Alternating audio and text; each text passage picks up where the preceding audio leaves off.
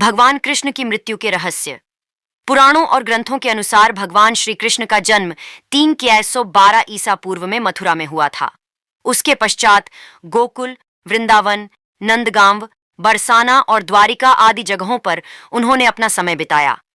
पुराणों में यह भी बताया गया है कि भगवान श्री कृष्ण ने कुल 125 वर्षों तक धरती पर लीला की, जिसमें यह भी बताया गया है कि महाभारत युद्ध के बाद भगवान श्री कृष्ण ने 36 वर्षों तक द्वारिका पर राज किया। इसके बाद उनकी मृत्यु हो गई और उस समय उनकी आयु 125 वर्ष थी। परंतु भगवान श्री कृष्ण की मृत्यु का क्या रहस्य है, यह आज भी लोगों की जिज्ञासा का विषय बना हुआ है। कैसे हुई भगवान श्री कृष्ण की मृत्यु, आज हम इसी विषय पर चर्चा करेंगे, इसलिए बने रहें हमारे साथ। महर्षि वेद व्यास ने जब महाभारत को लिखते समय उसे 18 खंडों में विभक्त किया, तो उसमें श्री कृष्ण की मृत्यु और द्वारका नगरी के समुद्र में समा जाने की घटना का विस्तृत रूप में वर्णन किया।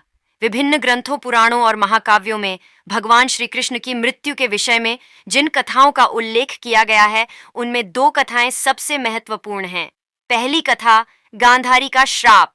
पहली कथा के अनुसार जब महाभारत के युद्ध में दुर्योधन और उसके भाइयों का अंत हो गया, तो रानी गांधारी अपने बेटे के शव पर शोक व्यक्त करने के लिए रणभूमि में गई थीं और उनके साथ भगवान कृष्ण और पांडव भी गए थे।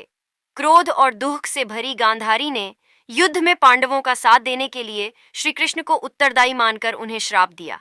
गांधारी ने कहा, अगर मैंने भगवान विष्णु की सच्चे मन से पूजा की है तथा निस्वार्थ भाव से अपने पति की सेवा की है, तो जैसा मेरा कुल समाप्त हो गया, ऐसे ही तुम्हारा वंश तुम्हारे ही सामने समाप्त होगा और तुम देखते रह जाओगे।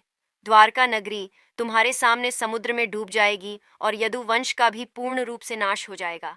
भगवान श्री कृष्ण तनिक भी विचलित न हुए और मुस्कुराते हुए अपने ऊपर लगे अभिशाप को स्वीकार कर लिया और उन्होंने गांधारी से कहा, माता, मुझे आपसे इसी आशीर्वाद की प्रतीक्षा थी। मैं आपके श्राप को ग्रहण करता हूँ। भागवत पुराण के अनुसार एक बार श्री कृष्ण के पुत्र सांब को एक शरारत सूझी और वे एक स्त्री का वेश धारण कर अपने साथियों के साथ आर्षि मुनियों से मिलने गए। उन्होंने ऋषियों से कहा कि वे गर्भवती हैं। जब आर्षियों को सांब और उनके साथियों की इस शरारत का अनुमान हो गया, तो वे क्रोधित हो गए और उन्होंने स्त्री बने सांप को शाप दिया कि तुम्हारे पेट से एक ऐसे लोहे के तीर का जन्म होगा जो तुम्हारे कुल और साम्राज्य के विनाश का कारण बनेगा।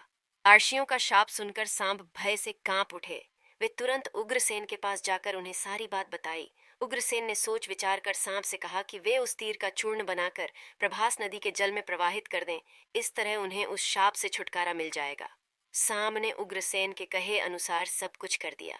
इधर आर्षियों के श्राप के साथ साथ गांधारी का श्राप भी सच होने लगा। द्वारका में मदिरा का सेवन प्रतिबंधित होने के बाद भी लोगों ने इसका सेवन करना प्रारंभ कर दिया और भोग विलास में डूबकर अपने अच्छे आचरण, नैतिकता, अनुशासन तथा विनम्रता का त्याग करते चले गए।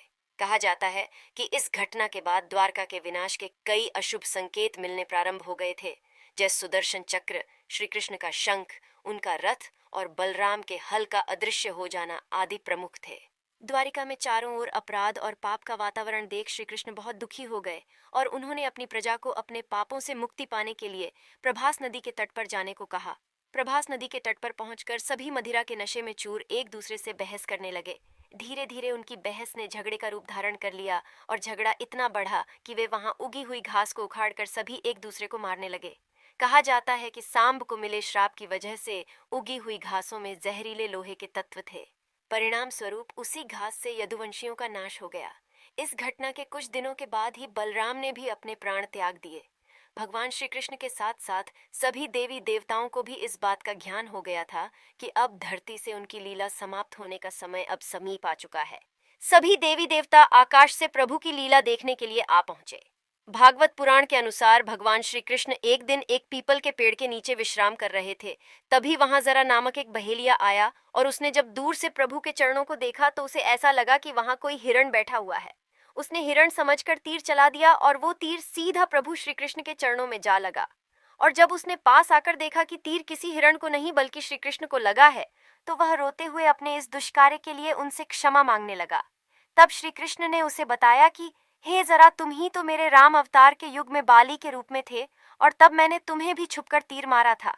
त्रेता युग से तुम पे तीर मारने का जो आरोप मुझ पर लगा हुआ था, आज तुम्हारे तीर चलाने से मैं उससे मुक्त हो गया। ये कहते हुए भगवान श्री कृष्ण ने जरा को गले से लगा लिया। अचानक भगवान के शंख, चक्र, कमल पुष्प और गदा सभी एक साथ प्रकट हुए और भगवान श्री कृष्ण के साथ अनर्थ ध्यान हो गए। यहाँ हम आपको याद दिला दें कि आर्षि द्वारा कृष्ण के पुत्र सांब को दिए शाप के अनुसार श्री कृष्ण को लगे तीर में उसी लोहे के तीर का अंश था जो सांप के पेट से निकला था, जिसे उग्रसेन ने चूर्ण बनवाकर नदी में प्रवाहित करा दिया था। और इस तरह ऋषियों और गांधारी के शाप के अनुसार महाभारत के युद्ध के 36 वर्ष के बाद समस्त यदुवंशियों का नाश हो गया और भगवान श्री कृष्ण की मृत्यु के साथ द्वारका भी समुद्र में डूब गई।